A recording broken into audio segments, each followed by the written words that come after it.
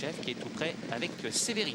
Les concurrents qui vont bientôt sortir du premier virage et Rapide Lebel, comme il aime à le faire, va s'installer au commandement. Il va relayer en tête Timoko qui le laisse faire à l'extérieur. On retrouve Kelchef le long de la corde sur un troisième rideau. Roi du Lupin, le numéro 8 devant Severino. Rapide du Dijon, Kazakh Bleu est en 6e position. Devant Tintin Découvre, un peu plus loin vient Kumbadgez, le numéro 7 et Ulysse qui ferme la marche. Ouais, c'était osé ce que fait Björn Goop devant les tribunes. Il est en train de tenter de revenir sur Rapide Lebel qui ne voulait pas mener aujourd'hui. Björn Goop devait le savoir et il installe en tête Timoko qui prend l'avantage maintenant sur Rapide Lebel.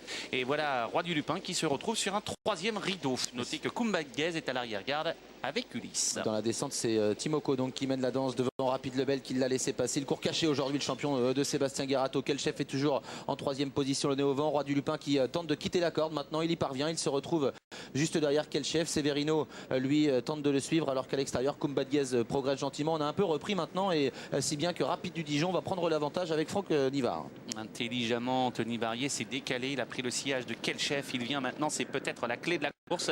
Et Kumbadgez lui emboîte le pas. Rapide du Dijon qui mène à 1300 mètres de l'arrivée. Les concurrents qui sont passés en 1:13,7 au poteau des 1500 mètres et ils vont bientôt aborder la partie montante de la course avec le numéro 5 Rapide du Dijon qui a pris une longueur d'avance sur Timoko. Rapide Lebel est 3e, Kelchef est 4e devant Roi du Lupin, Severino, Tintin Découvre, Kumbadgez et Ulysse. Et on se dirige bientôt vers le poteau des 1000 mètres. Une réduction qui ne mollit pas. Rapide du Dijon qui est maître de la situation devant Timoko, Rapide Lebel, suivi encore de Severino.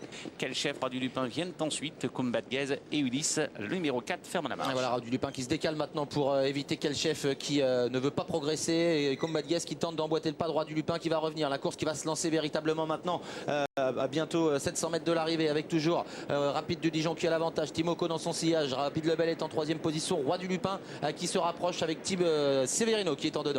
C'est bien ce que fait Timoko, c'est extraordinaire. Non seulement il est parti, non seulement il a contré des attaques, il tente de se rapprocher. Rapide du Dijon est un dur, mais au sulky de Timoko, on a l'impression que Björn Goop a encore du jus.